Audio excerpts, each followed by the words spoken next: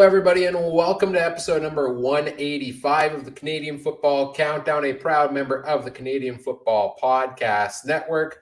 Welcome in, one and all, to our Week 19 CFL recap. Yes, down to just 2 more weeks of the CFL regular season, and then we get into playoff time. Exciting times here near the end of the season. This episode of the podcast is brought to you from Treaty 1 territory, traditional territory of the Anishinaabe, Cree, Ojibwe, Dakota, and Dene peoples, and the homeland of the Métis Nation, as well as from Treaty 4 territory, traditional territory of the Cree, Saulteaux, Dakota, Lakota, Nakota, and Métis Nation. I'm Ryan Coop, joined this evening by our wonderful panel, and first up, it is a man who truly is a farmer in Saskatchewan. The great Adam Stewart is here. Adam, how are you doing tonight? Wow, that was actually a pretty cool intro. Anyway, doing well. I'm just filling out a survey for the Saskatchewan Roughriders, which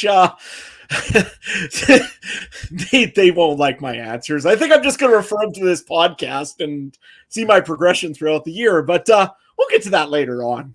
Yeah, in the offseason, I'll be editing a time lapse of Adam's opinions on the Saskatchewan Roughriders as the season goes along.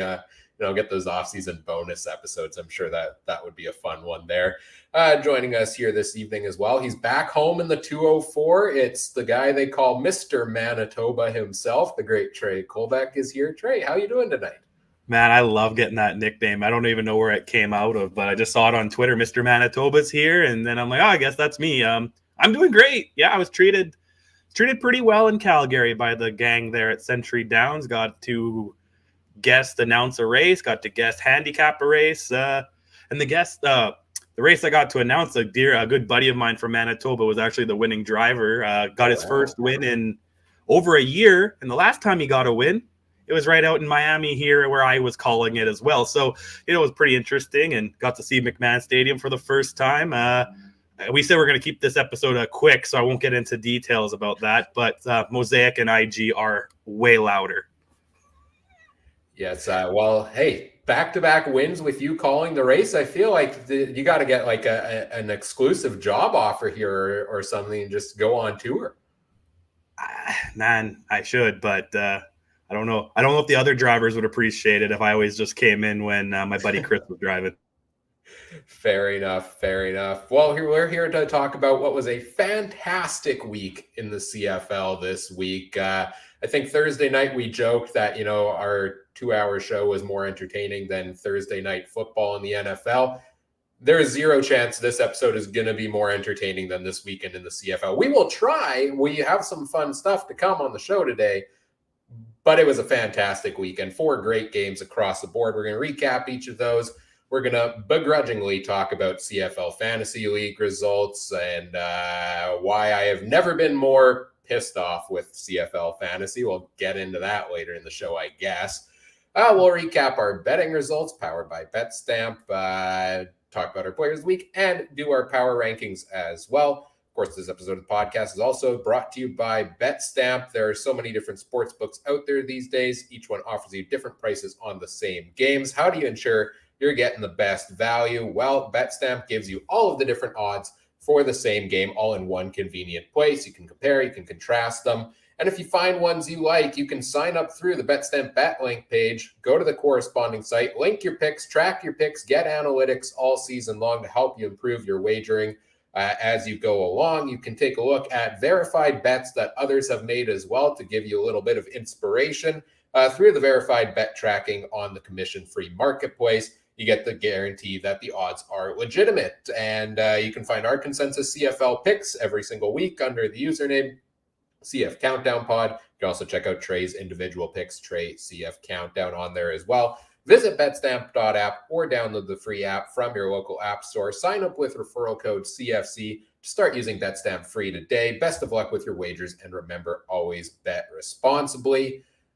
We are, of course, live this evening as well, as we always are, over on a variety of platforms, all made possible by our presenting sponsor, Game Time TV, which you can learn more about at GameTimeTV.ca or on Facebook.com/GameTimeTVMB. And if you want to catch the show live every week, just go to YouTube and search the Canadian Football Countdown, hit that subscribe button, and we are there talking football twice a week on Mondays and Thursdays the rest of the season. So without further ado, guys, let's get into it with our first game of the week here from this past weekend, which started off with the Montreal Alouettes beating the Ottawa Redblacks in the second half of the home and home, 34-30.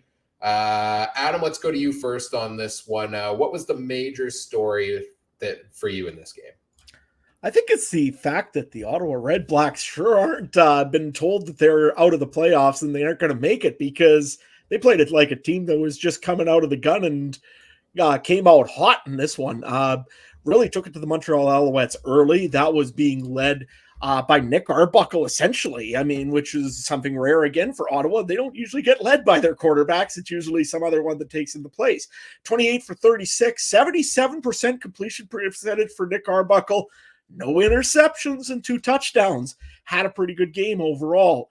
A guy was worried about the Ottawa Redblacks as well, having no real run game. Well, guess what? Jackson Bennett stepped up, had a reasonably good game. 8 carries for 55 yards, had a 6.9 yard average, which again is very acceptable and over average in the CFL for sure. Justin Hardy, again, had a big game. No Jalen Acklin this week. So they went right back to Justin Hardy, and 8 for 12, 93 yards, and again, an average of 11.6 yards. So Ottawa played very good in this game.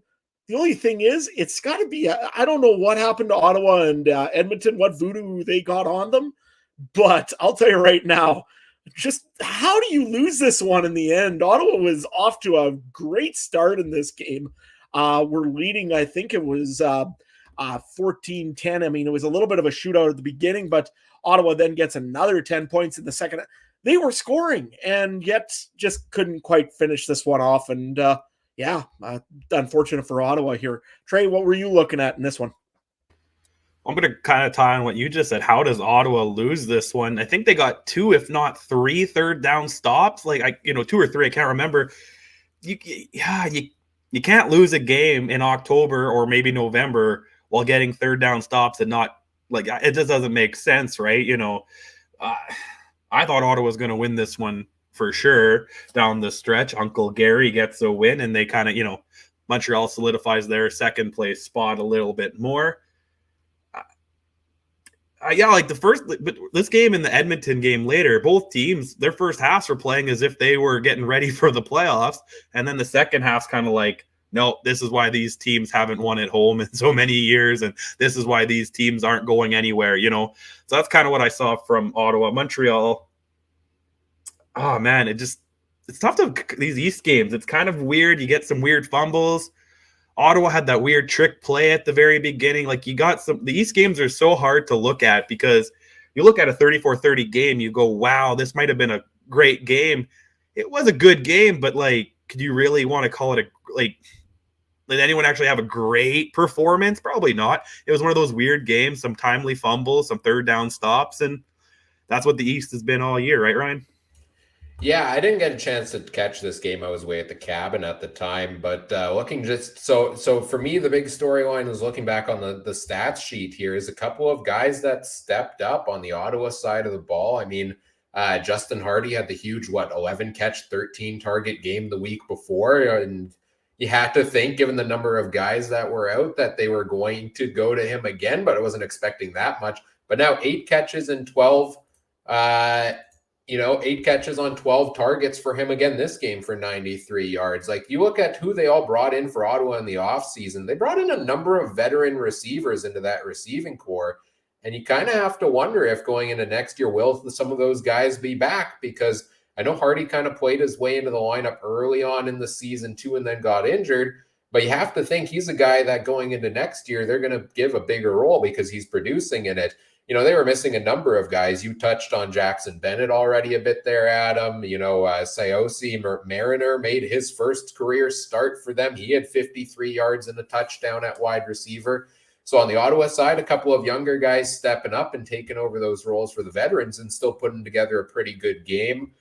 On the Montreal side, the most intriguing thing for me was that, are we still easing William Stanback back into the lineup? Is he not 100% and ready to go yet? Are they going to give him the full split in the playoffs or not? Because Walter Fletcher had 4 carries for 30 yards. He also had 4 catches for 60 and a touchdown on this game. Ended up outproducing William Stanback basically in this one. So I don't know if that's something that they liked what they were doing all year with that dual back system with Fletcher and with Antwi, but and now they go to Stanback. You would think he would take over the full workload, but hey, they like what Walter Fletcher has done in that lineup this year. So it seems like it's something that's working for them. And kudos to Montreal for getting it done here, because they're still, have they locked in the home playoff game, or do they need one more win?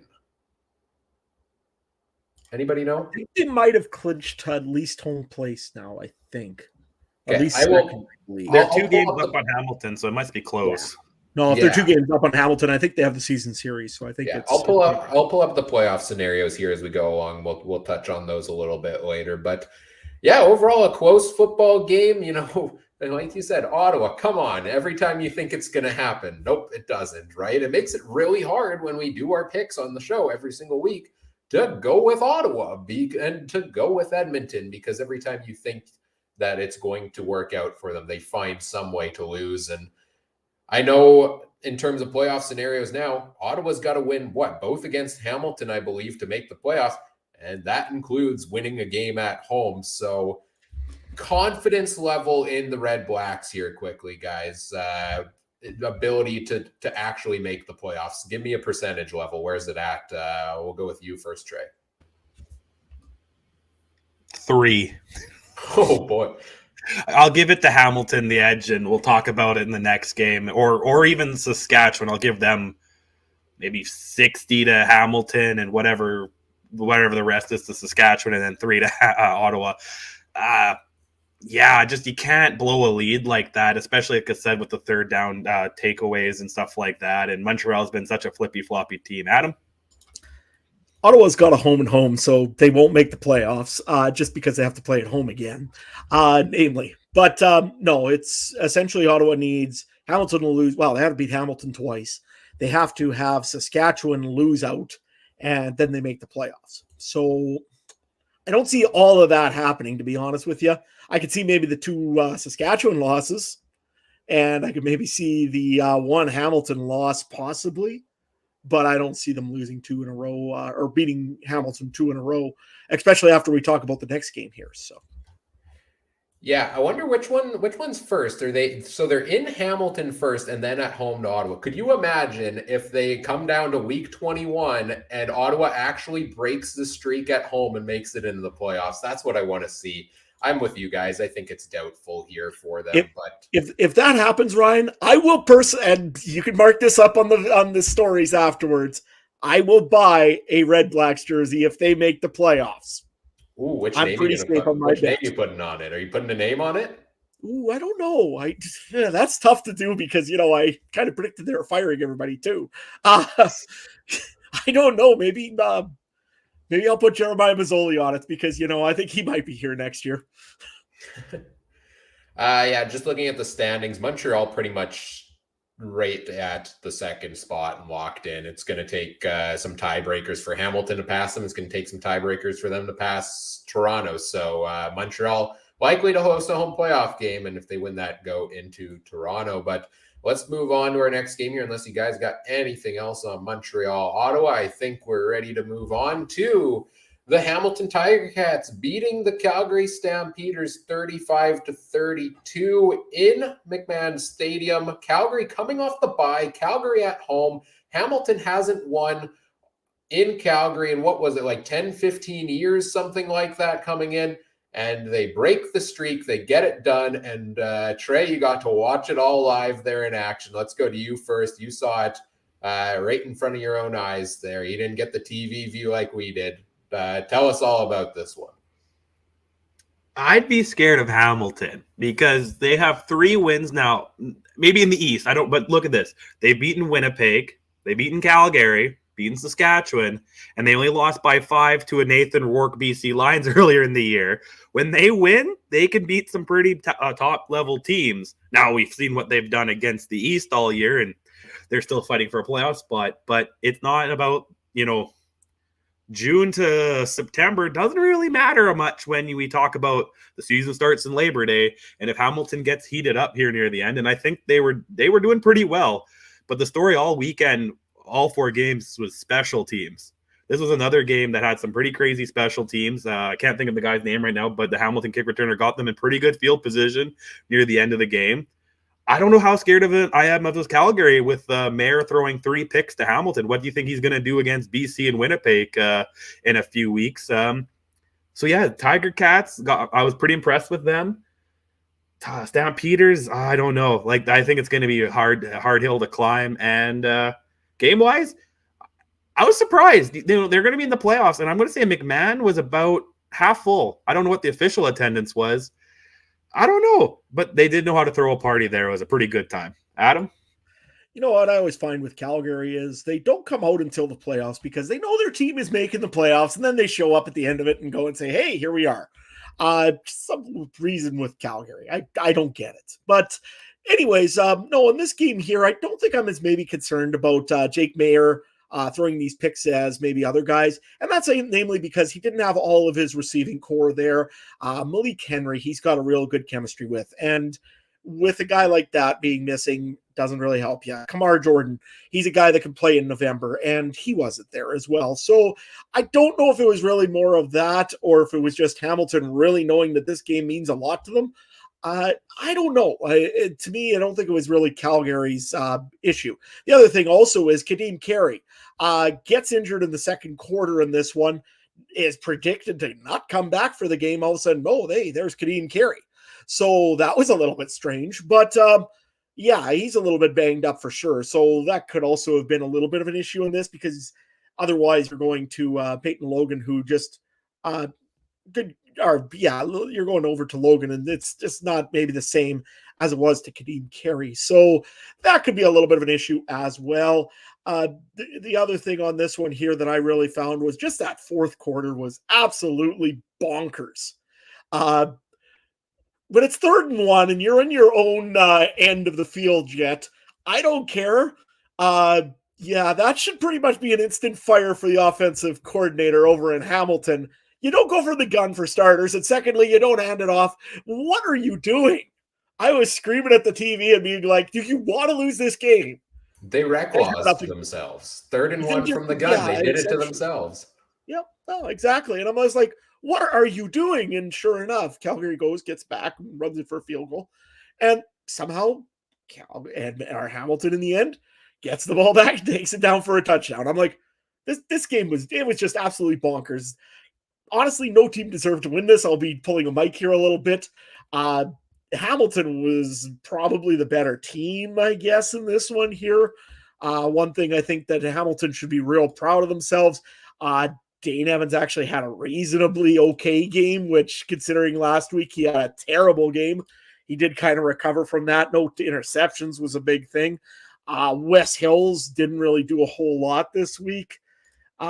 Really, it was just kind of an odd game for both teams here. And again, no one receiver, Tim White, who probably should be the all-star, I think, of the Hamilton Tiger Cats, essentially. At least MOP for them. 6 for 702 yards again, 106 and a touchdown. So that's a great pickup for Hamilton. Other than that, Calgary and Hamilton both, they really didn't do a whole lot on the field. The only guy, like I say, over 100 yards was Tim White, right? Tim White should be the East Division MOP nominee. No doubt about it in my mind. I think it's clear, and I think he's been a dominant force all season long in that offense, despite some, average at best quarterback play for a lot of it.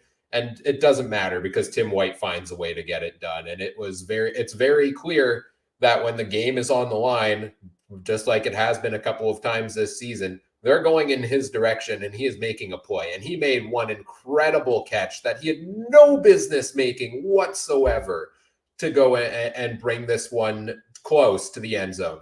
And then follows it up with the touchdown catch with 12 seconds left in the game, something like that. Like, Tim White, to me, is the MOP of the East Division. I don't know if you can give it to any of the quarterbacks. If it's any of them, it's going to be McLeod Bethel-Thompson. A lot of the running backs have been injured. Basically, every team's starting running back, has missed the majority of the season pretty much, outside of Hamilton, who didn't really have a starting running back, so to say. Maybe you give it to a defensive player here or there, but I think Tim White's a front runner, and he's 5th in the league in receiving yards right now. I think, you're probably looking at Eugene Lewis, Jalen Acklin. Those are Curly Gittins Jr. Maybe those are his competition for the award, but he just gets it done. And I love Tim White. I thought that was a huge breakout season for him last year. I'm excited to see him top it even this year. He's almost at 1,200 receiving yards. Couldn't have asked for a better progression year from him. And they're going to need him to have these big games in the playoffs, I think. He's really the guy carrying the team right now for the Hamilton Tiger Cats. And one thing for me in this game, guys, disappointed in the lack of usage of Wes Hills. 11 carries, 52 yards. I said last Thursday, if they gave him 20 carries, I'm picking Hamilton to go to the Grey Cup. I don't know if I can do that after this performance. I give them credit for winning in Calgary when they never do. But in the long run, I'm not sure I like this, call a questionable play on 3rd and 1, like you said, Adam, and then pulling out of your hat at the last second. Like, that's not sustainable, right? Like, the lack of usage of the run game when it's running pretty well is not sustainable, especially going down the stretch. So kudos to Hamilton for getting it done, but the actual win, the actual play, I need to see more out of the rest of the team not named Tim White to have full confidence in them here. And just to touch on what you guys said on Calgary as well, Jake Mayer's game, he threw 3 picks, 2 of them early on, I think. But it's kind of a weird stat line. You would think a 3-interception game is not a good game, but he still completed 74% of his passes. Kind of reminds me of Zach Collaros in the West Final last year. 4 interceptions or 4 incomplete passes, and 3 of them were interceptions? Right? Those are the ugly one on the stats sheet. But other than that, he played a pretty solid game. They just didn't get enough done to get it done. So, disappointing loss for Calgary here. Uphill climb now to get that 2nd in the West. I think they're probably going out to BC in the playoffs. And I kind of want to see, not going to lie, I kind of want to see Hamilton Calgary in the Grey Cup, guys, because this game was fantastic. Early this season was that game where Hamilton was ahead by 30. Calgary came back and won in overtime. We got to have a completion of the saga, right?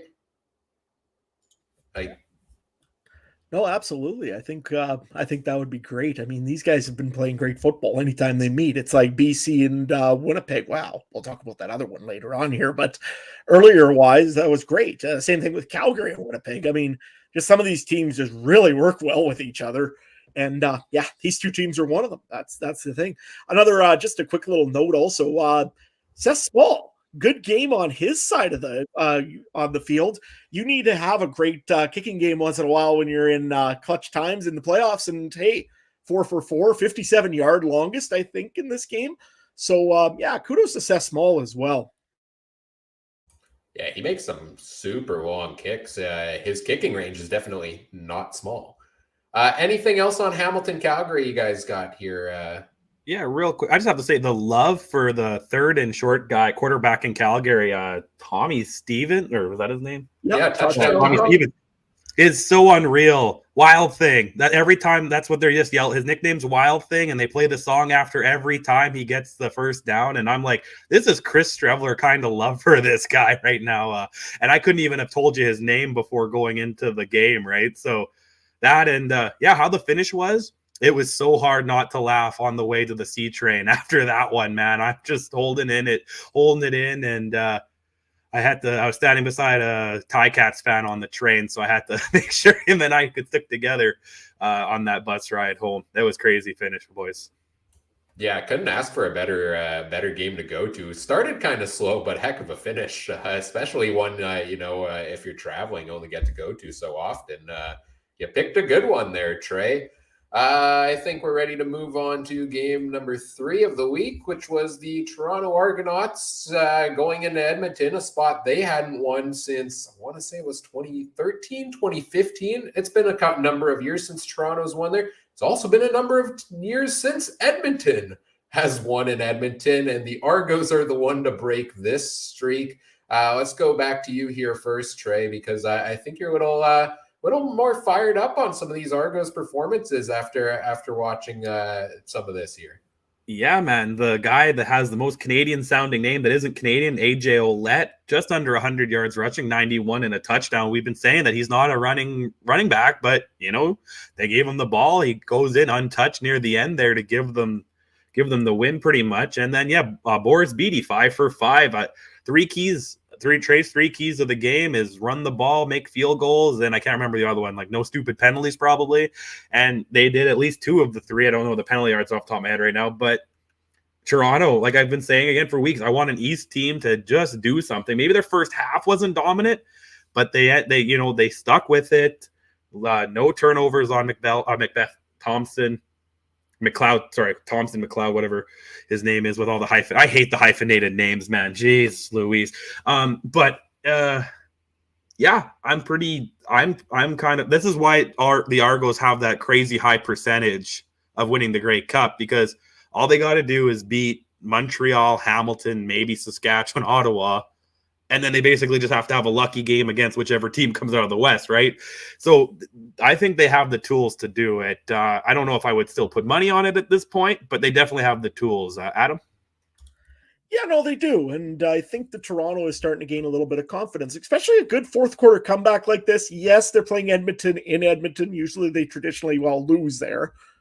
Weird still saying that about Edmonton, but nevertheless, Toronto has been one of these teams that has really done a good job of coming back in games. McLeod Bethel-Thompson always was a good second half quarterback, and he's proved it here again. I want to give a shout out though to Taylor Cornelius a little bit here, because we heard news today that he went back in after having a ruptured spleen or a bad spleen injury. That guy's is like just awful tough, but silly, but tough nevertheless. He had a good game. I don't know if he had his best game in the world, because again, he half was injured for some of that fourth quarter. 18 for 30, 185 yards, touchdown, 1 pick. Kind of an average day for him. One guy though that had a really good game and has never shown up for Edmonton all season until this one was Darrell Walker. 114 yards. He has really, again, hadn't done a whole lot all season. Had all 7 catches that went to him, 114. No touchdowns, but a 44-yard long catch. Also, Manny Arsenal's back. 26 yards, nothing really spectacular for him.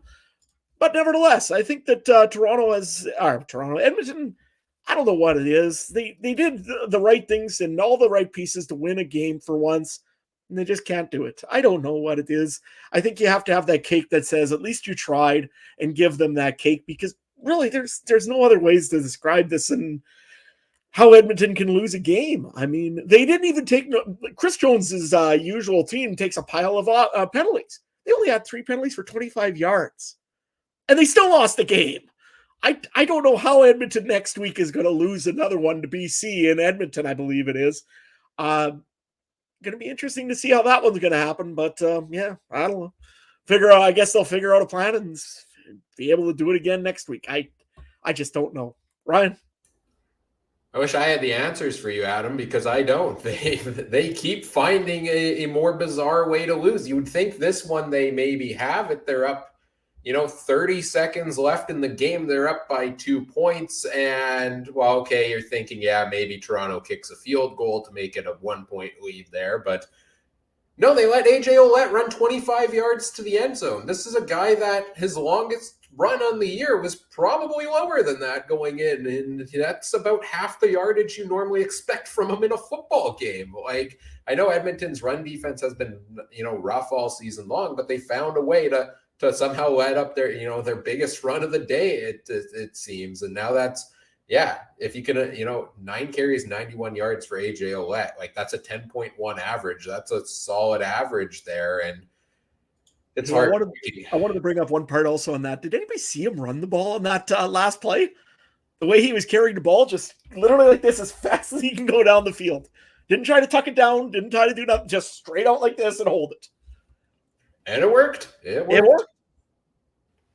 Yep, that's how those big Southern boys run the ball, right? Just run straight ahead. Like, that's all you got to do, man. Run, Forrest, run. Looked like an offensive lineman with a football. It was hilarious. Not even touched. I don't know how he wasn't touched. Like, you know what I mean? This is the pivot. Like, this is why Edmonton's not making the playoffs. How do you just let him go that untouched? Like, play tag, play touch football. At least get a hand on him, like something. But no. Yeah, they find a way every single time, it seems. I feel so bad for Elks fans. Like, now we're looking at their I think they have a bye in the last week, so their last regular season game is this Friday at home against the BC Lions. You have one shot now to win a home game in 2 years, and it's against the team that I think has outscored you by an average of 34 points or something. I don't know the exact number, but it's something like that over the course of the last 2 seasons. Now, Nathan Rourke, I don't think will be ready to go for this one, but I don't know. I don't know if I can pick Edmonton to win that one here. So, yeah, Elks fans, I'm sorry. I'm just sorry for you. That's my takeaway here for the Elks is I don't know what you do in the offseason necessarily. I think like we've talked about for a number of weeks, you've got some good pieces to build off of going into next year. But I don't know if you need to bring in like a good luck charm, like a lucky rabbit. I don't know, a rabbit. Buy all the rabbit's feet you can, maybe. Spend the salary cap on that instead of players. I don't know. Something's got to give eventually. And I just hope it does for the Elks. And for the Argos, yeah, they pulled out another gritty, gutsy late win. And I think that's the motto for them this season. That's what we're going to see the rest of the way. If they do make it all the way to the Grey Cup here, it's going to not be a big, huge blowout victory. Most likely it's going to be one of these where McLeod Bethel Thompson does just enough with the offense and the defense gets the stops they need to, and the team's going to go on to win the game. And that's exactly kind of what we saw from this one. 273 yards, 1 touchdown from MBT. Still no multi-touchdown games from him. They seem to come pretty rarely. But they did get a rushing touchdown. And that's the most bizarre way Toronto may have won this game. Like, as much as we want to talk about Edmonton losing from that perspective, I can't believe Toronto won a game by a late rushing touchdown from a running back. I guess they're finding new ways to advance their offseason here, or advance their play calling, I mean. Absolutely. I just wanted to bring up one other point. Edmonton fans, you need good luck with your team. You don't need any more luck with fantasy. That's all I'm going to say. Yeah, we'll get to that. We will get to that later on. Anything else on Elks and Argos you guys have here? I guess I did pull up the playoff scenarios, so we can touch on that super quick before we move on to the next game. So if Toronto wins this week, they clinch first place in the East Division. They are guaranteed a home playoff game, I believe.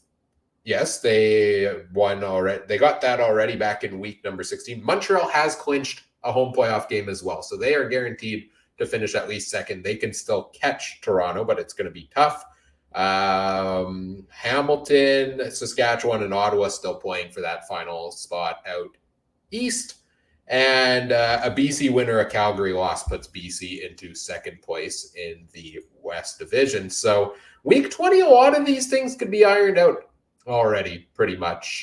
We could have all our playoff scenarios set, which might make next week's shows or the week after a little more interesting to try to come up with big storylines to talk about if everybody's resting. But yeah, those are our playoff scenarios going into week 20. And I just mentioned Calgary and BC. And BC's in the driver's seat now because they picked up a home win over the Winnipeg Blue Bombers, 40-32 on Saturday night. The Lions pulling out a big win here. They needed this. I have said all along they need that home playoff game, and they did so in this one. But it was against the Winnipeg team that kind of rested some of their guys. Zach Collaros didn't play. Drew Brown got his first career start. 3 or 4 offensive linemen were out for Winnipeg. Their defense pretty much was all out on the field. But it was a close game. It was an entertaining game. Trey, let's go to you first. What's your major takeaways on this one? Yeah, I got 3 points for Winnipeg real quick. If Collaros walks away into the sunset after this year, I would stick with Drew Brown over anybody else. I wouldn't want Fajardo. I don't want Bo Levi. I think if you gave this kid the starting lineup or the starting O-line in front of him that was rested, I think he would have performed a lot better. And he still had, not his full receiving core. He had, Dembski, Rashid Bailey shown, but it wasn't the offense that we've been seeing in Winnipeg. Because normally, another guy he had on his offense a little bit who tore it up, Janary Grant. This guy. And I think both of his kick punts came in BC, right? I know they've only come in BC in the Dome, but you would think, we're going to have a cold, frosty game in Winnipeg. Defense might not get their footing very well against whoever they play in that West Final. You could see him, he's going to be the guy that flips the field on you. And my last point, I'm a little worried about this defense. They play like Suter mentioned probably 50 times on the broadcast. It was the starting Blue Bombers defense playing, and they gave up 40 points to a Nathan Rourke-less BC Lions, right? So, Vernon Adams didn't have a crazy amazing game, but, they still found a way to win based off of the running game and special teams, right? So I would watch out for BC in this one, but again, we want to see what happens with Nathan Rourke, right, Adam? Yeah, I'm not as maybe concerned as I was before about maybe Nathan Rourke having to come back right away. I mean, I still think that you're a better team with him than without him. So the one thing, though, that I wanted to give BC, you were mentioning Janary Grant over for the Winnipeg Blue Bombers. On the other side of the football, Terry Williams. There was a reason why they called him Scary Terry over in Calgary. And yeah, he did it this week. 3 field goal missed returns for 155 yards, 5 kickoff returns for 152 yards. Just massive yardage by Terry Williams of the BC Lions, and essentially made it a quick field for the BC Lions to get some touchdowns on, which essentially was this game. I don't know as much as if this was the defense, because again, Richie Hall's defense is bend not break. But when you're bending, when you have to start the bend over on your side of the field, that doesn't help you so much. So to me, I don't know if the defense was big of an issue with Winnipeg this week as everybody's making it seem. But it definitely was a little bit of a thing as well. Vernon Adams Jr. had actually a pretty reasonable day, but 138 yards, really not a whole lot of yardage in this one. I'm trying to pump him up as much as I can in case he has to go to Calgary or Winnipeg. Can I throw a quick stat about Vernon Adams? That's amazing. He also has 1 reception for 9 yards, right? So he got in on it everywhere in offense. It counted as fantasy points. Yeah, that's good.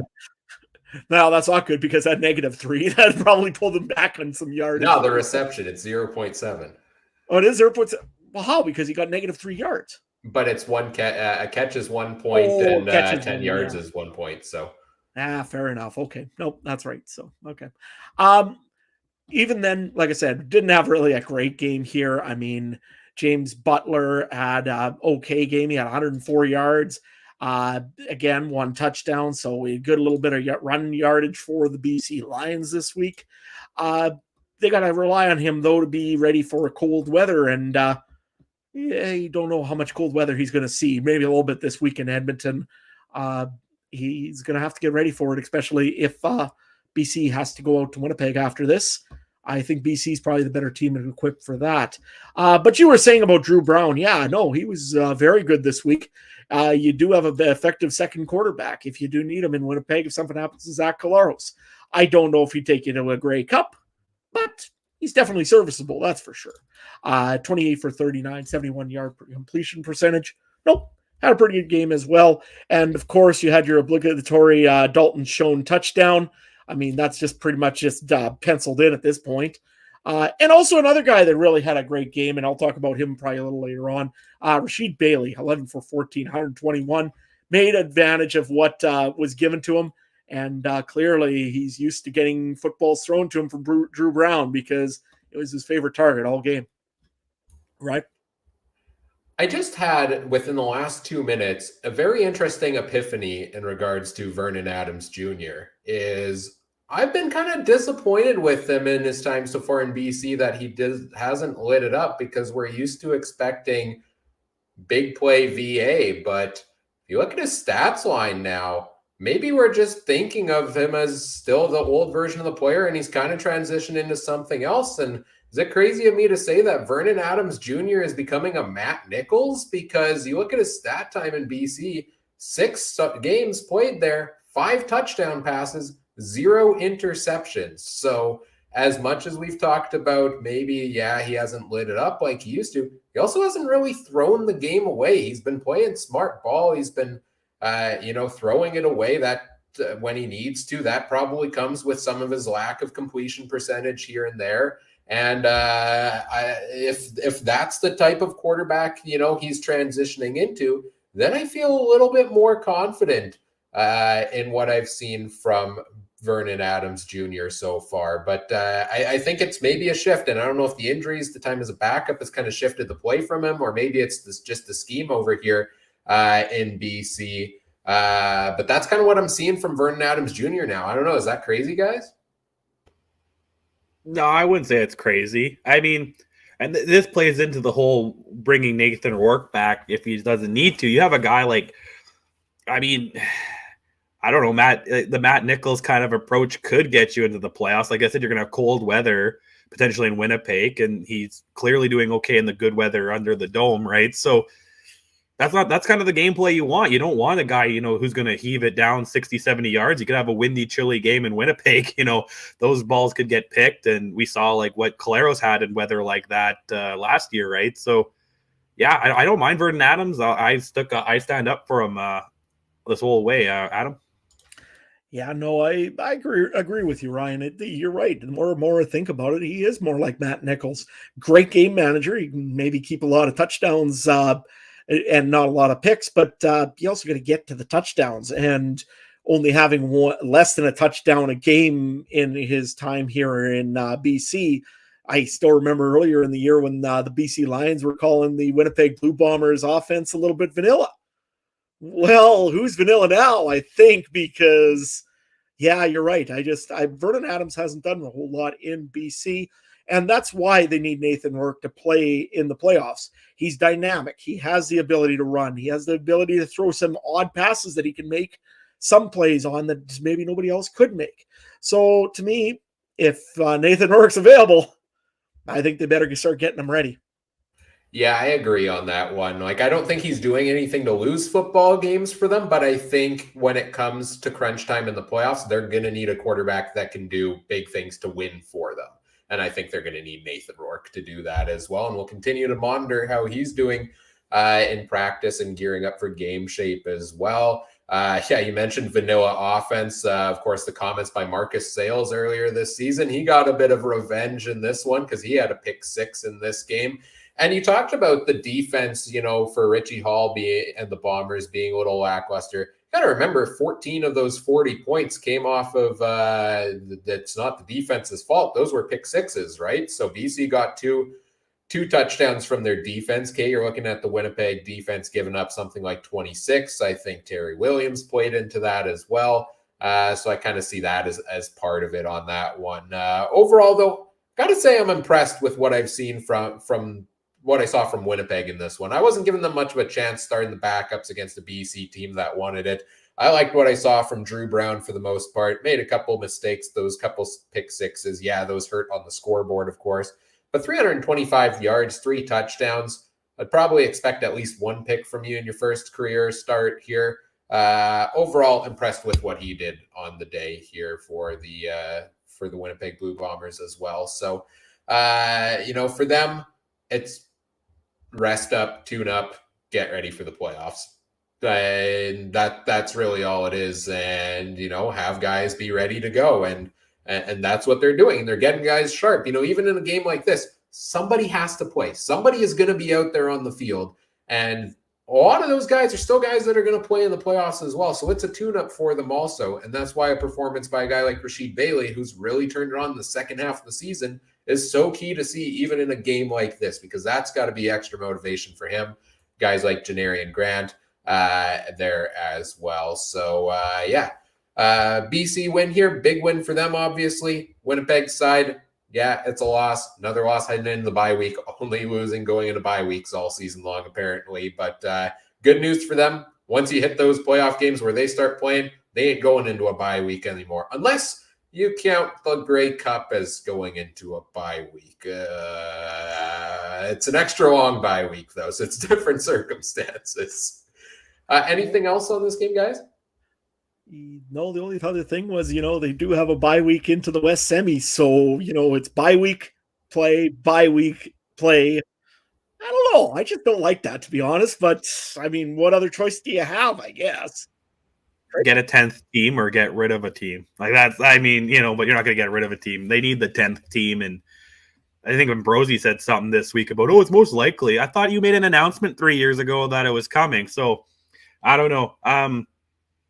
Yeah, I hate that. Like that's an unfair. Maybe we have 2 minutes here. I know we want to do a quick show, but is that not somewhat of an unfair balanced schedule where, the best team in the league right now is going to have two, but we see in baseball, there ain't now playoffs. The teams with the byes are all getting booted out now. So is this extra rest good or bad for Winnipeg? Ryan?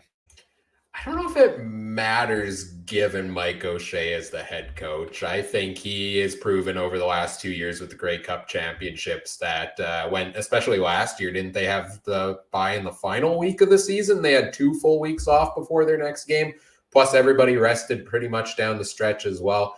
Didn't really matter going in the playoffs a whole ton. Maybe there's a little rust there, but I think he's able to overcome it. But yeah, I don't like those long layoffs as well. We're sitting at basically a month now of no meaningful football games for the Winnipeg football team. And that's not fun necessarily as a fan to watch, but hey, you get to watch some of the young guys step up like Drew Brown as well. So that's fun for me too. Adam, any thoughts on that for you? Yeah, no, I just myself, I don't like it because you're ruining momentum, essentially. You want momentum getting into the playoffs, and having a bye and then going back out and then having a bye and then going back out kind of ruins momentum for any team. Mike O'Shea is a guy that doesn't seem to matter about that. He'll get his players going no matter what happens. I know that. But again, I'm a little nervous with it also because you're still not getting those reps, and you're still not getting Zach Collaros will not have a meaningful rep until he throws a ball in cold Winnipeg in a West final. I don't know if it's a big of issue, but I don't like it as much as maybe having an extra time off, right? I would rather have maybe a week or so, at least win that last game of the year and then go in and try to get a little bit of momentum going. So I don't see Zach Collaros sitting against BC just because I think they need to get a little bit of momentum going with them just heading into the playoffs. I think you should play a half or the first half at least, and have your starters right, and then see what it's like. Because that's going to be a long layoff. Like I said, I wish these games were switched. Maybe if Winnipeg hosted last week, he would have played, and then maybe giving them a little bit more time off. But now playing in Winnipeg in front of your season tickets and your fans, you have to play them a little bit. You got to play Dalton Schoen. You got to play your stars a little bit. Otherwise, when they do the intros, everyone's going to be like, who's that, right? So can't have that. I think Saskatchewan might be available when the West semis are being played. So if they want to have a game of touch football or flag football, I mean, by all means.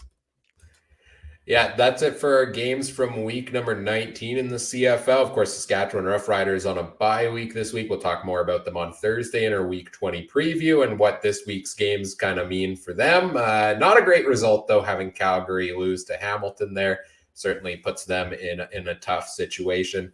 Let's take a look at our fantasy league results for this week as well. We'll start off with the CFC Fantasy League this week, where it was a close week pretty much across the board. I did have the top score at 94.4. Trey, you came in second at 85.2. Mike at 84.4 was right behind, and Adam, you came in at 67.2 points on the week there. Any thoughts, you guys, on your teams this week? I really got to read a roster maybe before I actually go and pick my players. It's every week with me with this BS. So you know what? What did I have? Brandon Banks. He was out or not playing. I think I also had Jalen Acklin added to my roster and decided, hey, that'll be a great pickup. And I found out he wasn't playing. So maybe I should actually read a depth chart before I actually fill that out. So that Nate Bahar for Jalen Acklin trade we made has worked out wonderfully because I'm pretty sure they've both missed every game since we made that trade. So, Trey, what about your week? Yeah, Trey, second place for you this week. How you feeling about that? Pretty good. I don't think I'm catching Mike or Ryan, but I'm staying away from Adam. That's all that matters. A bronze is a bronze. You know, a second loser. That's better than that. Than third loser and fourth, right?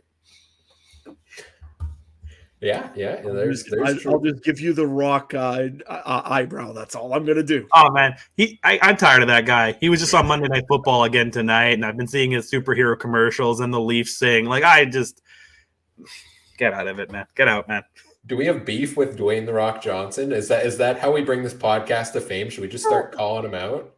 I don't have beef with him because it's just that he's just getting over. It's getting on the line of overdone, and my son already loves him for being on Fortnite and the superhero thing. So it's just The Rock 24/7 already in my house. So, you know, TV was the one place that I could kind of get away from him, and not anymore. And I'm sure all off season we're going to be talking XFL still. So you know, it's going to be a lot of The Rock. And you know, the funny part is now he's trying to invade your Marvel movies. So I mean, it's just getting worse and worse with The Rock. And I mean, he's in Marvel too. No, yeah, it's DC. Oh, DC. Yeah, with one, DC. Okay. My apologies. Okay. I was like, usually they make you sign a contract that you can't do both at the same time, but watch The Rock get out of that somehow. So. Yeah. Now, all this being said, if Dwayne "The Rock" Johnson, you are listening and want to come on the podcast, we'd be happy to have you anytime and talk about anything you want to talk about. He's just not allowed to say "Go Leafs, go." That's all. And I'm totally asking him about his Stampeders time. Not gonna lie, totally asking him about that. Season totals in our fantasy league. I'm at 1825.8. Mike at 1662. Trey in third at 1352.1. Adam at 1278.7. 2 weeks left to go, and it is a keeper league with 2 keepers left over for next season. So plan your final 2 weeks accordingly. If you don't think you can catch first place, start playing for next year, perhaps with some key moves for the off season here. I've delayed it long enough. I think it's time to start talking about the Canadian Football Podcast Fantasy League, where this week, well, guys, how did you guys do this week? Trey, you had a pretty good week, didn't you? Oh, yeah, I wasn't expecting you to call on me because I was out of the playoffs here, so I don't have my... But I did okay. I was like 90-something points, I think, right? And let me see here. Yeah, sorry, I'm just trying to delay talking about my week. Oh, so, I had 72 points because I had Drew Brown in there. He did all right. And Jerry and Grant definitely picked me up. I didn't keep too much of an eye on it. And also had the Hamilton Tiger Cats defense. 3 picks is definitely going to help you out there, especially when one went back to the house, right? So, yeah, I was doing all right. Adam, how about you? Yeah, I had a dismal week, to be honest with you on this. Luther Hakanavanu. Yes, I said his name twice in a row. Haha. Anyways, I went and took him this week. Only 1.5 points. I took the Stampeders defense because, you know, the Stampeders defense has been on a roll. Got a -1 point. Took Alexander Hollins, 3.9 points. I mean, it just was a bad week overall for me. I mean, the only highlight on mine that I could really talk about was AJ Ouellette. Got me 17 points. Vernon Adams, 12 points. I mean, it was just a bad week. You usually rely on Dylan Mitchell to get you like at least that one big catch. He didn't even have that big catch. So, yeah, it was just a bad week for me. So, yeah, I don't even know if I want to ask Ryan how his week went because why would you lay that on me, Trey? Well, let's talk about it, guys. Let's talk about it. I was facing the great superfan Mike from the Turf District podcast. Big fan of Mike, super fan of his. And I've never beaten him, like I said last time, in a fantasy football matchup. I've also never made the finals. We were facing off in the semifinals to go off to the league championship. And, you know, we're going in the last game. It's a tight race back and forth. He had a good value play. I had a good value play back and forth. Going in the final game with Vernon Adams Jr., Dominic Rhymes in the BC defense against Brady Oliveira, and I'm down for 38 points or something like that. I'm feeling pretty good, right, going into that. Like, yeah, it's going to be tough, but Oliveira probably will get replaced by Johnny Augustine at some point. Well, Vernon Adams isn't playing a great game early on. Dominic Rhymes is like 1 catch on 5 targets, so I'm feeling a little bad about it. They get the touchdown right at the end of the first half, and I'm like, okay, I'm decently in the driver's seat here. I get 2 touchdowns out of the BC Lions defense, so I'm feeling big about, that's a huge play. That's going to put me over the top. Except here's where the pain comes in. The CFL Fantasy stat tracking app just decided that no, the first pick 6 by the BC Lions does not count towards fantasy points. I don't know what happened. It was on there originally when I looked and was subsequently taken off. And that was 6 points that did not go towards my total. There was also a sack that was missed for the BC Lions defense there as well that did not go towards my total. So that's 7 points not on the board. And what do I lose in my final totals by? I lose by 4 points. So, yeah, I lost because of the stat makers this week, folks. It was a weird situation. Now, they have corrected the scores as of later today. They have updated it. They've technically put me at 85 points up something points and put me in the lead. But it was one of those situations where, are they ever going to update it? I'm the commissioner of the league. I don't feel like I can insert myself into the finals when I've lost according to the overall official scoreboard as it stands. Like, that doesn't seem right. So we went based on I made the commissioner call. We went based on the official scoreboard, and Superfan Mike, congratulations to him, is off to the championship finals in the CFL Fantasy League, which is, brutal way to lose based on that. I blame the refs. But at the end of the day, my team didn't make enough plays to get it done. Other than that, right? All I needed was Vernon Adams to do better. Dominic Rhymes, one more catch. Maybe one more win in the regular season, so I could have faced somebody else who I would have beaten this week. So that sucks. Big rant coming from to come out of that is just the digital space for the CFL. And I'll keep it short, and we'll talk about this more in the off season. But we always talk about how can the CFL do better. It's in the digital space. There's so many things that are just lackluster, and it's the fantasy stat tracking being incorrect. When there's, they have an overall contest too for prizes based on that, right? And people playing their leagues off of that, and it not being updated. There being no way to contact them to tell them to update it besides tweeting at them, and that does no good because it's a social media person, right, on the other end of it. You have that. They don't have a mobile app. They used to. It was very broken, so they pulled it from the App Store. Those fantasy charts I pull up every single week, those are based on the CFL's API and retrieving data from there. They're not very well documented. They're not very easy to use. It's very difficult to get some of the info out that you need from it. I think there's so much more the CFL could do to advance the digital space. And they'd signed this big agreement with Genius Sports that was supposed to improve all of their data tracking and everything. I'm still waiting to see what's happening with that. I don't know. Any quick thoughts from you guys on what I'm talking about here? Yeah, I'm going to go from the gambling aspect too, right? Some of those stats could be money out of people's hands, and that's not good either, right? Like right now I'm watching the Monday Night Football game, and I bet on Herbert to have more passing yards than Russell Wilson, and what if the stats tracker guy messed up and gave a few more yards? You know what I mean? Like, that stuff is important at the end of the day now, especially when we're working with fantasy and gambling, right? Like, those, like, again, I work in horse racing. I understand, like, when something, like, it matters, like, you have to triple repeat the order of finish. You make sure you got everything right, how far behind were the horses, and this and that, and the weight of the driver needs to be right. Like, there's a lot that goes into it when there's gambling and fantasy involved. And yeah, the CFL was not great with that. Adam?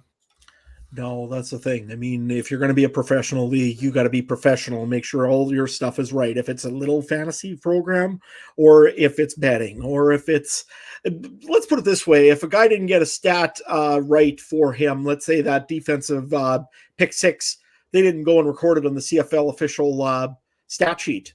Does somebody just lose $25,000 because of a bonus maybe promised to him? I would be furious if I was a player and that happened to me. Well, here's the thing. It was tracked on the official CFL. So maybe my anger is pointing in the wrong direction, because I don't know if the fantasy app pulls it directly from the CFL stats, if they work with it kind of differently and it didn't update. I don't know, because the CFL stats were official. So if I could be wrong in that. I will fully admit that I could be targeting my frustrations in the wrong direction, but all of it still applies. Absolutely. Again, I mean, it don't matter what kind of little thing, if it's an official CFL uh, program or app or whatever it is, you got to make that right. You can't just go and make it do whatever you'd like it to do and go and make it up and just, oh, well, ha ha ha, we missed something. No, that's not funny anymore. You want to be taken as a serious league, make sure things like this don't get in the way. You don't need little problems like this, because then you know what happens. We have the critics out there that'll go and instantly point at that and say, look, the CFL's bush. I hate dealing with that in the off season. So you know what? Make sure you got it right. Make sure all your stuff is right, no matter what it is or what little thing is. I understand that things happen, but make it up.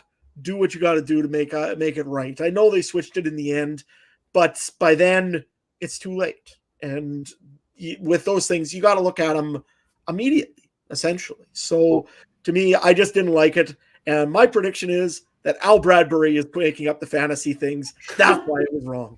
Well, yeah, real quick, because I'm pretty sure the NFL, they do stats corrections, but they're done by like 2 a.m. on Tuesday, like for the Monday night game. Like, you know what I mean? Like, so you do see sometimes your fantasy changes like a point or here and there, you know, debating on that, but it's done like Tuesday morning. Your fantasy's all set, not Wednesday afternoon when the last game was on Saturday, right? Like, you know, I'm pretty sure all the stat corrections are in for Sunday's games already, and they're just waiting for this Broncos-Chargers game, which not much is happening, so there's not going to be any stats corrections, right? So I'm tired of – this is another rant. Why are the Broncos getting so much prime time? How much Walmart paid for that, I wonder? But, you know, anyway, like, yeah, I could go – again, when it comes to gambling and fantasy, I could go off about it for hours, but we'll move on.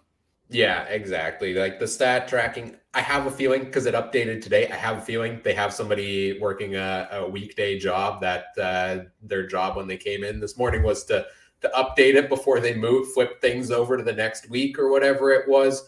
The confusing thing was that the second pick six counted for points, but not the first. So I don't know what went wrong there. But at the end of the day, yeah, I'm bitter. Yeah, I'm frustrated with the CFL for all of this. I'm not frustrated towards Superfan Mike. I think he is a well-deserving. He finished fourth in the regular season. He's constantly near the top of the charts. And he deserved the win this week as well. So I'm happy to have him go on to the finals here and face off against Andrew from the Turf District as well. So it's an all-Turf District matchup. The folks in Edmonton, they're winning something this year, at least football-related. So good for them. I'm excited for them, and we'll see who takes it home. And at the end of the day, one of them's taking home $340 for a charity of their choice. And to me, it's been a fun season of fantasy football, and it's going to a good cause no matter who wins. So best of luck to both of them in the finals here. And either way, we're getting a good representative for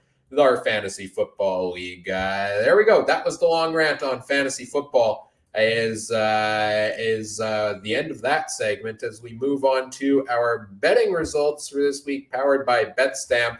BetStamp is a free app that helps you find the best odds for your online sports betting wagers. It provides you comparisons of the odds across a variety of different sports books, including their best recommended odds, which is what we used for our consensus CFL picks this week and every week on the show. You can learn more at betstamp.app and sign up with referral code CFC. Trey, do you happen to have the results in front of you somewhere for this week? If not, I can try to pull them up. Yeah, I do. You boys both went 2-2. You guys picked little different games. Ryan, you took Montreal -3, which was right. You took Calgary -7.5, which was wrong. Toronto -5.5, which was wrong. And BC +2, which was right. Bumps you up to 38 and 34. So you're in the money right now. Adam, 2-2 again. Ottawa +3.5 wrong. Hamilton +7.5 right. Toronto -5.5 wrong. And BC +2 right. 35 and 37. You're really close, man. What did I think? 13 games left if we count playoffs and Grey Cup. So you got a few games here to make it happen. And then myself, I went 3-1. Montreal -3 was right. Hamilton +7.5 was right. Edmonton +6.5 was right. Pretty sure I was called crazy in the group chat, not the group chat, the listeners chat last week for some of my picks. So 3-1 is not bad. And Winnipeg +2.5 was wrong. I'm 43 and 29. You all could still catch me, but I would. Ooh, Adam, you're really close. I think one win away from you not catching me. But other than that, Still possible, but yeah, betting expert, Mr. Manitoba betting expert, it looks like. I missed it by that much on They were 2 of close. those games. I mean, No, they were close. Like the Edmonton Toronto one was very close, and that one could have went either way. Yeah, and Ottawa Montreal was such a toss up too. It was a great week, but it can happen. so I was going to ask, can we make bets this week on the results of the CFPN fantasy countdown or fantasy? Like who's going to win, Andrew or Mike? I think we can. Yeah. Let's do it. Thursday. We got to make some more bets. Yeah, exactly. Because we don't have enough things to pack into the show already. No, we can talk about that on Thursday. Of course, you can follow our bets at CF Countdown Pod on the BetStamp app to see our consensus picks. I guess what was the overall consensus record this week based on what we all picked? I think we were 2-2. Yeah, Adam and I probably screwed it up a couple of times. We tend to do that. Probably that Toronto game I would have had, or Toronto Edmonton. Well, maybe we were 3. We might have been 3-1. I can't do the math in my head right now looking at it, but I just pulled it up. You're 3-1. Yeah. The Toronto Edmonton game was the only one we did not get right because I think, and we were off by 0.5 on that one. So hey, close to a perfect week on the consensus almost. Not too bad. Well, a couple of players that had near perfect weeks this week, or at least pretty good weeks, are our players of the week. That was a nice segue there. You like that, hey? I do okay sometimes with those. Let's go to you first here, Trey. Who is your player of the week for this week? I'm going to go with sorry, I just accidentally exited out of that. I'm the mess today, boys. Vacation, first day back. I know the players' names. This is their stats. I can't remember. 2 guys on the Toronto Argonauts. And the 2 of my keys of the game here, I'm going to go with Boris Beatty, 5 for 5. Pretty much kept the Argos in this game early on when they weren't having too much offense in the first 3 quarters. 15 points from your kicker ain't too bad. Yeah, 5 for 5. Longest was 49, kept him in it. And the other guy we talked about earlier, AJ Ouellette, the non-running running back, put up some decent stats. He was 9 for 91, averaged over 10 yards a carry. So every time he's touching the ball, he's getting you a first down with a touchdown. That one where he went untouched, running like an old lineman, Adam said. And only had 1 catch in the receiving game for 8 yards, but, the threat's still always there. So those are my 2 guys. Yeah, this week I went and I had a guy that I don't usually get to talk about very much because he always has 1 big play or 2 big plays, but not a whole lot usually. This week, he was the main target. Rasheed Bailey of the Winnipeg Blue Bombers, 11 for 14, 121, 47 yards after catch. That's huge as well, but 2 touchdowns. Really kept the Blue Bombers in this game when they really had no reason to be in this game because, hey, they're resting. Why do they need to? If it wasn't for those 2 big touchdowns, this game could have been a blowout. Rasheed Bailey definitely earned a player of the week for me this week. Ryan, what about you? Yeah, for me and Mike both went towards the Hamilton Tiger Cats this week. I'll give you his first. He's agreeing with you on the kicking game this week, Trey, and that's Seth Small with 4 field goals, including a 57-yarder. In our CFC Fantasy League, I did start him as my kicker this week. He put up a solid total there. I think just behind Boris Beatty for the highest of the week. Definitely money is Seth Small. He's had a good year since taking over the kicking job, and he did so again this week. My player of the week, like I said earlier, is my runaway favorite for East Division MOP, and that's Tim White. I mean, Tim White won them this football game after they made a boneheaded decision near the end of the game where they shouldn't have won this football game. They put the ball in their best playmaker's hands. He made a ridiculous catch and followed it up with the game-winning touchdown. Tim White, 6 catches, 106 yards, 1 touchdown. Big fan of his, and he did it again this week. Let's talk power rankings here to end off the show, and we'll do that here. I'll give you my power rankings here first. I've got Winnipeg at number 1, BC at 2, Toronto 3, Calgary 4, Montreal 5, Hamilton at 6, Ottawa at 7, Saskatchewan at 8, Edmonton at 9. A lot of it's pretty straightforward, I think. Obviously, Winnipeg still played pretty good, even though resting some starters.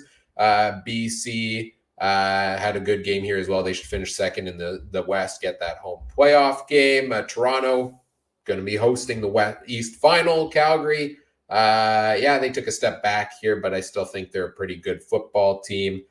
Montreal should get second in the East. They pulled out a win here, a comeback from a slow start to the game. Hamilton did look good, but I don't think I'm quite vaulting them over the others because they may not even make the playoffs, so it's hard for me to lock them into that spot there. I did put Ottawa ahead of Saskatchewan because I think that the home and home with the Hamilton's a little easier than what Saskatchewan has to do to make the playoffs here, although Ottawa needs more help.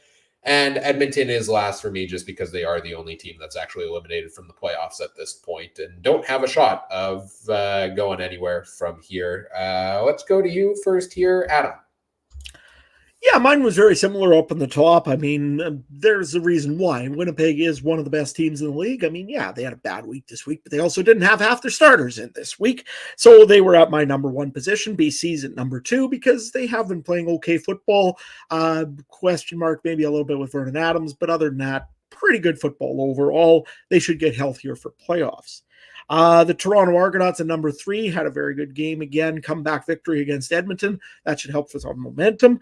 The Calgary Stampeders at number 4. I just wonder about them now because the Hamilton they kind of struggled with, and that's a little bit questionable. But maybe they'll have a bounce back week here up against Saskatchewan. Montreal number 5. They had a good win against Ottawa, had to come back in that one as well, and also clinch second, so they're pretty happy. Gary, make sure you get the Olympic Stadium ready to go for us, East semifinals. Ottawa, number 6, again, had been a better team lately. They've been playing a little bit more desperate, and actually Nick Arbuckle's turned the corner a little bit here, I think. So see interested what they do next week against the Ticats. Hamilton, they are number 7 to me. They didn't have a good game against Calgary, but they keep winning games, so that's important as well. Number 8 for me was the University of Saskatchewan. They had a great game against the Regina Rams. It was let's face it, our professional team is poor, so you may as well watch university football or CJFL because both of those have been really entertaining, both of those teams, whether it's the Hilltops or the Thunder, or if it's the Rams and the Huskies. Hardy Cup has to go through the University of Saskatchewan this year after a 23-20 victory up in Griffith Stadium in Saskatoon. Edmonton, number 9. They're playing better, but they keep losing. And Saskatchewan, you know what? I'm going to say it this way, and if it's going to be any hope, at least I can say we started from the bottom and maybe we might make it to the Grey Cup. That's my hope with the Riders. So, yeah, that's my ranking for this week. Trey, what do you got? Yeah, my top 4 is the huge Winnipeg, BC, Toronto, Calgary. I was tempted to put Calgary down lower, but, they, as of now, but they did have a decent beginning of the year. 5th, I have Montreal. 6th, Hamilton. I put Hamilton over Ottawa, switched to you. It was a weird game, but I was impressed with Hamilton and their win. Ottawa 7, Edmonton 8, and poor Gainer and the Saskatchewan Roughriders 9. But if I had to base it off of team cheerleaders, the Calgary Outriders would be number 1. And Mike had the exact same as me, I believe, from the group chat, right? So that's our power rankings. Mike had the Outriders at number 1. Oh, Mike likes those cheerleaders, man. I don't know. Those Ottawa Red Black ones, they were pretty good. I forgot to make a point. And being at McMahon, that seeing the horse on TV is one thing, but that horse tradition is the greatest in CFL. Like just seeing that white thing run around and the flag, that's great. I don't think they need to put it in the hotel anymore. Grey Cup week, just keep it on the sidelines of McMahon, right? Great tradition. He'll be in Hotel Saskatchewan before the end of the week. Don't you worry. Yes, love those sideline traditions there. And power rankings pretty much the same across the board for the most part between all of us here. I think it's easier to get that consensus as we get towards the end of the season. And speaking of getting towards the end of the season, as we wrap things up here, this coming Thursday, this week, we'll be previewing week number 20 in the CFL. Second last week of the regular season. Game previews, CFL Fantasy talk, even though none of us are playing really for anything. We're still playing for fun. We're still playing to get a solid finish on the season. So we'll still go through all the options there. We'll make our picks against the spread as well. That's Thursday night, 9 p.m. Winnipeg time, 8 p.m. Saskatchewan. Adjust your other time zones accordingly. And then next Monday, we'll be back to do the same thing. Recap the games, give our players of the week and our power rankings and all that fun stuff here as well. You can catch our shows live every single week over on our YouTube page, the Canadian Football Countdown there. You can also find them on Facebook, Twitter, Twitch, and the Game Time TV YouTube page also. All made possible by our presenting sponsor, Game Time TV. Learn more at gametimetv.ca. If you want to follow us on social media, you can find the podcast on Twitter at CF Countdown Pod or on Facebook.com/CF Countdown Pod there. Also, check out all the other great shows from around the Canadian Football Podcast Network over at CF Pod Network on Twitter. Guys, anything else you want to say here? And where can people find you? Let's go to you first, Adam. Yeah, you can find me at Adam Stewart 1. Essentially, right now, it's starting to get a little bit slower on the farm. There's always something to do, so we're going to be probably moving cows soon. So hope you like cow pictures because that's pretty much what it'll be for a little while here.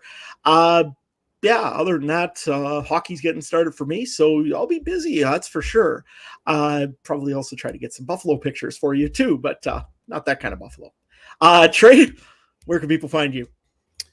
Yeah, you can find me at Trey MB Harness, always talking horse racing. And yes, Richard, I've met plenty of horses I don't like. The ones that I don't bet on and win, they're not my favorite. And the ones you do bet on and end up finishing last, I don't really like those ones. But other than that, I'm a pretty big horse guy. We all know that. At Trey MB Harness, got horse racing going on. I'll have hockey probably with Mike over the winter. And obviously some football. Ryan, what about you? You can find me on Twitter at CooperTrooper42 if you want to talk CFL, CFL Fantasy, NFL Fantasy. I did, barring a miracle, because I think the current game is, spoiler alert, going to overtime, or so I hear. No? It's in overtime, yep. It is in overtime. Okay. Yep. So barring somehow 23 points from Mike Williams in overtime, I think I am improving to 4-2 this week in NFL fantasy. So applying some of that CFL knowledge over there, I guess, and happy with how that's going and enjoying following the NFL. I watched a lot of NFL Red Zone yesterday, actually, and enjoyed it. So best way to consume football content, hands down. Wouldn't really work for the CFL since there's only 4 games a week, but I wish it did because I love cutting out the commercials and getting bounced around between the games there. You can follow me on Twitter at CooperTrooper42. Make sure you follow Mike as well at Mike Garrell on Twitter. And thanks to everybody who hung out and joined us in the chat this evening. We always appreciate all of you. We appreciate the comments along the way. Whatever podcast platform you're listening on, we love it if you do all the fun things such as like, comment, subscribe, rate, review, share the show with your friends, help us grow the show. We always appreciate all of that. And on behalf of our panel here this evening, Adam and Trey, I'm Ryan saying thank you for listening. Take care. Have a good one. Bye.